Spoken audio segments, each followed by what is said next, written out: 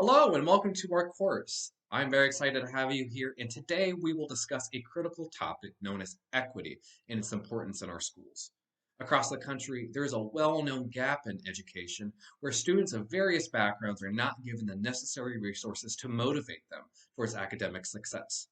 Unfortunately, many educational systems have regressed, making equity in schools a priority due to racial, social, and economic inequalities. When I first sat in my classroom, I remember feeling on top of the world, yet having no idea what to expect. I took on my first teaching position in an elementary public school where more than 40% of the students come from low income households, and more than 75% of them are on free and reduced lunches. While I have never worked in a public school before, I thought to myself, could it really be that different? According to the State of America's Children 2020, 1 in 6 children live in poverty in food insecure households.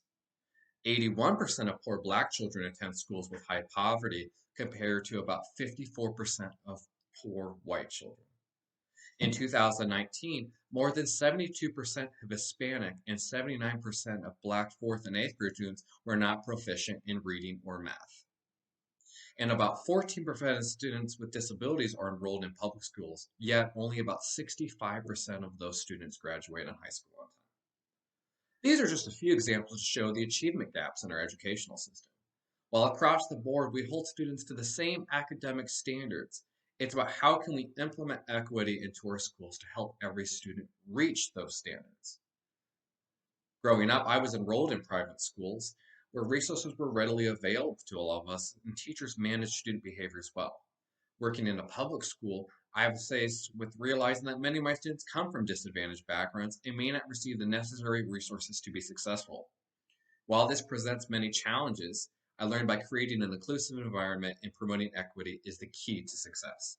I took the time to examine my own biases, learn about my students, and adapt to the environment.